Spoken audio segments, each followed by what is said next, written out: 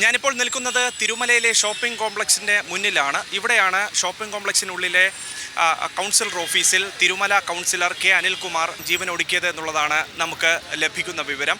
ഇതിൽ പാർട്ടി നേതൃത്വം അടക്കം കുടുങ്ങി നിൽക്കുന്നൊരു സാഹചര്യമാണ് നിലവിലുള്ളത്. ഈ പശ്ചാത്തലത്തിൽ കൂടിയാണ് നമ്മൾ ഉൾപ്പെടുന്ന മാധ്യമ സംഘം ഇങ്ങോട്ടേക്ക് വാർത്ത റിപ്പോർട്ട് ചെയ്യാനും മറ്റുമായി എത്തിയത്. ഇവിടെ നമുക്ക് ആ ദൃശ്യങ്ങളിൽ കാണാവുന്നത് പോലെ തന്നെ നിരവധിയായിട്ടുള്ള മാധ്യമങ്ങൾ, മറ്റ് നാട്ടുകാർ ഉൾപ്പെടെയുള്ളവർ തമ്പടിച്ച് നിൽക്കുകയായിരുന്നു. ഇതിനിടെയാണ് പൊടുന്നനെ ആ കൗൺസിലർ ഓഫീസിൽ ആ ഭാഗത്ത് നിൽക്കുകയായിരുന്ന ആളുകൾ സ്വാഭാവികമായും മാധ്യമ സംഘത്തിൻ്റെ മുന്നിലേക്ക് പാഞ്ഞെടുക്കുകയും മാധ്യമ സംഘത്തിൻ്റെ ക്യാമറകളും മറ്റു ഉപകരണങ്ങളും തല്ലിച്ചതയ്ക്കാൻ വേണ്ടി തല്ലി തകർക്കാൻ വേണ്ടിയിട്ടുള്ള ശ്രമങ്ങൾ നടത്തുകയും ചെയ്ത് ഇതിപ്പോൾ ദേശാഭിമാനിയിലെ ഫോട്ടോഗ്രാഫർ കൂടിയായിട്ടുള്ള പ്രമോദിൻ്റെ ക്യാമറ തല്ലി തകർത്തു എന്നുള്ളതാണ് മനസ്സിലാക്കാൻ കഴിയുന്ന വിവരം. പ്രമോദിനോട് നമുക്ക് ചോദിക്കാം. ആത്മഹത്യയുടെ കാരണം എന്താണെന്ന് നാട്ടുകാർക്കറിയില്ല. അപ്പം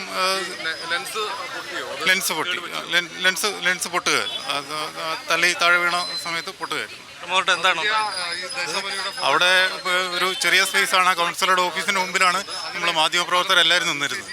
അവിടെ പെട്ടെന്ന് ഒരു പ്രകോപനവും ഇല്ലാതെ ആ ചെറിയ സ്ഥലത്ത് നിന്ന് രണ്ട് സൈഡിൽ നിന്നും നമ്മളെ ചാനൽ ക്യാമറാമാന്മാരെ ആക്രമിക്കുക. BJP-ക്കാർ കരുതിക്കൂട്ടി സംഘടിതമായ അതിക്രമം.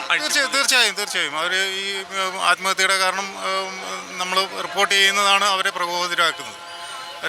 കാരണം എന്താണ് എന്ന് വ്യക്തമല്ലാത്ത ഈ സാഹചര്യത്തിൽ അവർ പ്രകോപനം സൃഷ്ടിച്ച് നമ്മളെ അവിടെ നിന്ന് മാറ്റുക. മാധ്യമപ്രവർത്തകർ അകത്ത് നിന്ന് പുറത്തേക്ക് ഇറങ്ങി വരുന്ന സമയത്തും അസഭ്യവർഷവും കയ്യേറ്റ ശ്രമവും. അതെ, പിന്നിൽ നിന്ന് പലരുടെയും പുറത്തും തലയിലും അടിക്കുന്നതും ഒക്കെ ഇതിനിടയ്ക്ക് സംഭവിച്ചിട്ടുണ്ട്. തീർച്ചയായും ഒരു വാർത്ത റിപ്പോർട്ട് ചെയ്യാനായി നമ്മൾ സംഭവ സ്ഥലത്തേക്ക് വരുന്നത് മാധ്യമപ്രവർത്തകർ പതിവാണ്. അവിടുത്തെ നിജസ്ഥിതി എന്താണ്, സംഭവവികാസം എന്താണെന്നുള്ള കാര്യം അത് യാഥാസ്ഥിതികതയോടുകൂടി തന്നെ റിപ്പോർട്ട് ചെയ്യുക എന്നുള്ളത് നമ്മുടെ ഉത്തരവാദിത്തം കൂടിയാണ്. അതിന് നേർക്കുള്ള ഒരു കയ്യേറ്റ ശ്രമം അത് ഒരു കാരണവശാലും അംഗീകരിക്കാൻ കഴിയില്ല എന്നുള്ളത് തന്നെയാണ് ഇപ്പോൾ പത്രപ്രവർത്തക യൂണിയൻ്റെ നേതാവ് കൂടിയായിട്ടുള്ള പ്രമോദ് സൂചിപ്പിക്കുകയും ചെയ്യുന്നത്. ഏതായാലും ഈ ഒരു വാർത്ത റിപ്പോർട്ട് ചെയ്യാനായി ഇങ്ങോട്ടേക്ക് എത്തിയപ്പോഴാണ് മാധ്യമങ്ങൾക്ക് നേരെ വലിയ തോതിലുള്ള കയ്യേറ്റമുണ്ടായത്. പൂജപ്പുര SIയും CIയും അടക്കമുള്ള ഉദ്യോഗസ്ഥർ ഉണ്ടായിരുന്നപ്പോഴാണ് ഈ ഒരു സംഭവം എന്നുള്ളതാണ് ഏറ്റവും പ്രധാനപ്പെട്ട കാര്യം. BJP-യുടെ നേതാക്കൾ ഉൾപ്പെടെയുള്ളവർ ഈ ഭാഗത്തുണ്ട്.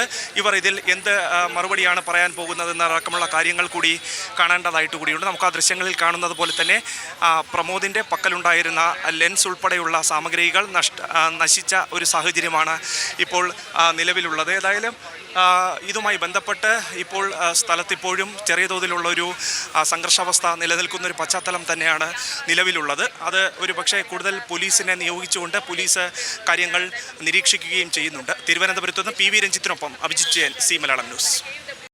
ഏറ്റവും പുതിയ വാർത്തകളും വിശേഷങ്ങളും വിരൽ തുമ്പിലറിയാൻ സി മലയാളം ന്യൂസ് എല്ലാ ഡിജിറ്റൽ പ്ലാറ്റ്ഫോമുകളിലും ലഭ്യം.